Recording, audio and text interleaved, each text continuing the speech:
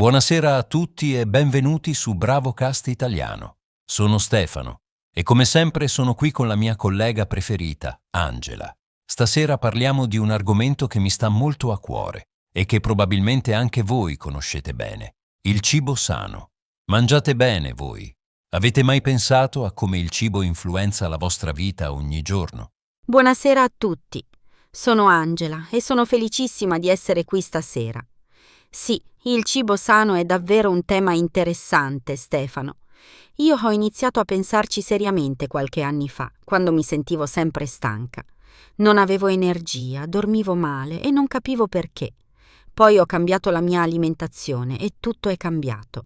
Capisco benissimo quello che dici, Angela. Anche io ho avuto un momento simile. Sai, prima mangiavo di tutto, senza pensarci troppo. Pizza, pasta, dolci, patatine fritte, panini al bar ogni giorno. Non mi preoccupavo affatto di quello che mettevo nel piatto. Pensavo che ero giovane e che potevo mangiare quello che volevo. È una storia molto comune, Stefano. Molte persone pensano così quando sono giovani. Si sentono bene, hanno energia e non vedono un problema. Ma il corpo cambia con gli anni, vero? Io ho capito che il cibo è come il carburante per una macchina. Se metti il carburante sbagliato, prima o poi la macchina si ferma. Che bella immagine, Angela. Il carburante per la macchina. Mi piace molto. È proprio così. E io, onestamente, per anni ho messo il carburante sbagliato nel mio corpo. Ricordo che al lavoro mangiavo sempre in fretta, magari un panino davanti al computer, oppure saltavo il pranzo completamente. La sera tornavo a casa stanco e ordinavo pizza o cibo cinese. Era più comodo, capite? Sì, capisco perfettamente. La vita moderna è così frenetica. Non c'è tempo per cucinare, non c'è tempo per pensare a cosa mangiare. Io vivevo allo stesso modo. Ma poi mi sono sentita malissimo per settimane. Il medico mi ha detto che dovevo cambiare stile di vita, non solo fare sport, ma soprattutto mangiare meglio. E cosa hai cambiato per prima cosa, Angela? Perché io so che cambiare le abitudini alimentari non è facile. Non è come decidere di guardare un film diverso. È qualcosa che devi fare ogni giorno, 3 volte al giorno. E ci sono tante tentazioni intorno a noi. Hai ragione, non è facile. La prima cosa che ho fatto è stata aggiungere più verdura ai pasti, non togliere tutto quello che amavo, ma aggiungere cose nuove. Ho cominciato a mangiare insalata a pranzo, frutta al mattino e ho ridotto un po' le porzioni di pasta la sera. Piccoli cambiamenti, non una rivoluzione totale. È importante non esagerare subito. Questo mi sembra un approccio molto intelligente.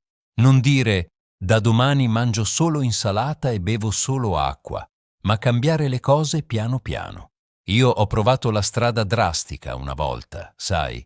Ho deciso che non mangiavo più niente di grasso, niente di dolce, niente di niente. Durato 3 giorni. Poi mi sono mangiato mezza torta al cioccolato da solo. Ah, Stefano, sei troppo onesto. Ma sai che fa questa storia? Mi fa capire che sei un essere umano normale. Tutti abbiamo provato la dieta impossibile e tutti abbiamo fallito. La chiave è trovare un equilibrio. Non devi essere perfetto ogni giorno. Se mangi una pizza il venerdì sera con gli amici non è un problema.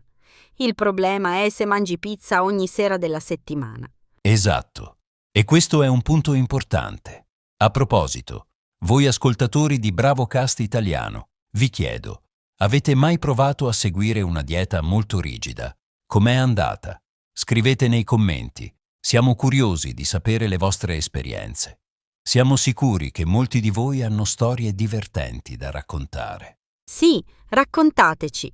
Noi leggiamo sempre i vostri commenti con piacere. Ma torniamo al nostro argomento. Stefano, secondo te, cos'è esattamente il cibo sano? Perché c'è molta confusione su questo. Ogni settimana leggo un articolo diverso. Prima dicono che le uova fanno male, poi che fanno bene. Prima dicono che il caffè è pericoloso, poi dicono che fa bene al cuore. Come facciamo a capire? È una domanda eccellente, Angela. Anch'io mi sono fatto questa domanda molte volte. Secondo me, il cibo sano non è complicato come sembra. Frutta, verdura, legumi, cereali integrali, pesce, carne magra, olio di oliva. Questi sono alimenti che esistono da migliaia di anni e che il corpo umano conosce bene. Non devi comprare prodotti speciali o costosi. La semplicità è spesso la soluzione migliore. Sono completamente d'accordo.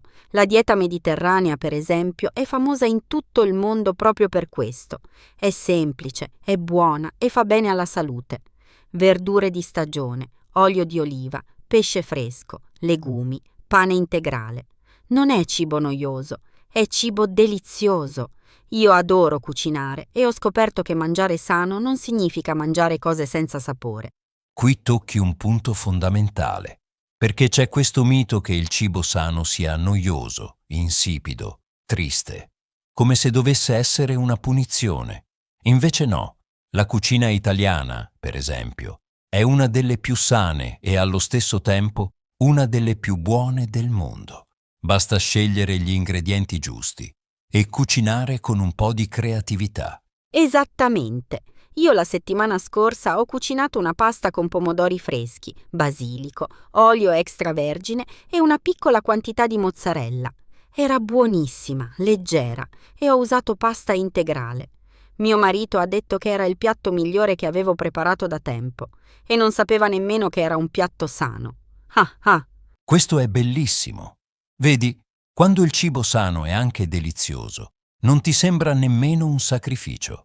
E quando mangi bene, ti senti meglio, hai più energia, dormi meglio, sei di buon umore. È tutto collegato. Assolutamente. Io noto una grande differenza quando mangio bene per qualche giorno di fila. Mi sveglio riposata, sono più concentrata al lavoro, sono più paziente. E quando invece mangio tanto cibo grasso e zuccherato, mi sento pesante, assonnata e un po' triste. Il corpo parla, basta ascoltarlo. Il corpo parla, è vero. Dobbiamo imparare ad ascoltarlo. Spesso mangiamo per abitudine, per noia o per stress, non perché abbiamo davvero fame. Ho letto che molte persone confondono la sete con la fame. Quando credi di avere fame, a volte il tuo corpo ha semplicemente bisogno di acqua. Provate. La prossima volta che volete uno spuntino, bevete prima un bicchiere d'acqua e aspettate 5 minuti. Ottimo consiglio, Stefano. E un altro consiglio che mi ha aiutato molto è mangiare lentamente. Noi italiani, lo sappiamo, a volte mangiamo in fretta, specialmente se lavoriamo e abbiamo poco tempo. Ma masticare bene e mangiare piano aiuta molto la digestione e ti fa sentire sazio prima. Il cervello ha il tempo di capire che sei pieno. Sì, il cervello impiega circa 20 minuti a ricevere il segnale che lo stomaco è pieno. Quindi se mangi troppo velocemente, in quei 20 minuti hai già mangiato troppo. Io ho provato a mangiare più lentamente e devo dire che funziona davvero. All'inizio è difficile perché siamo abituati al ritmo veloce, ma poi diventa naturale. Parliamo anche di colazione, Stefano, perché la colazione è un pasto che molte persone saltano. Io invece penso che sia fondamentale. Tu cosa mangi la mattina? Ottima domanda.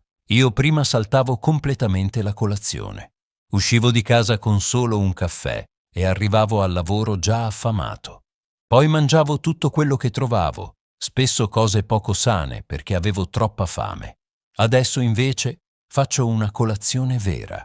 Yogurt greco con frutta fresca e un po' di miele, oppure pane integrale con avocado. Mi sento molto più in forma durante tutta la mattinata. Perfetto! Anche io faccio colazione ogni mattina. Frutta, yogurt, a volte fiocchi di avena. E noto davvero la differenza. Nei giorni in cui salto la colazione sono irritabile e mangio troppo a pranzo. La colazione, come si dice, è il pasto più importante della giornata. A proposito di colazione, cari ascoltatori, voi fate colazione ogni mattina? Cosa mangiate? Siamo curiosi di conoscere le vostre abitudini mattutine. Scrivete nei commenti, ogni risposta ci interessa. Forse potete darci qualche nuova idea. Sì, diteci tutto. Ma ora voglio parlare di qualcosa di importante. Stefano, secondo te, perché tante persone sanno che mangiare sano fa bene, ma lo fanno lo stesso poco? È come sapere che fumare fa male, ma continuare a farlo. Cosa ne pensi? Io credo che ci siano diversi motivi. Primo, il cibo cattivo È spesso più conveniente e più economico. Una merendina o un pacchetto di patatine costa poco e si trova ovunque. Frutta e verdura fresca costano di più e deperiscono in fretta. Non è sempre facile per tutte le famiglie scegliere il cibo sano con un budget limitato. Hai ragione, il fattore economico è reale e importante, però voglio dire anche che non sempre il cibo sano è costosissimo. Legumi come lenticchie, ceci, fagioli costano pochissimo e sono nutrientissimi. Le verdure di stagione sono spesso economiche. Cucinare in casa è quasi sempre più economico che comprare cibo già pronto. Ottimo punto. E c'è anche il fattore tempo. Molte persone dicono «non ho tempo di cucinare».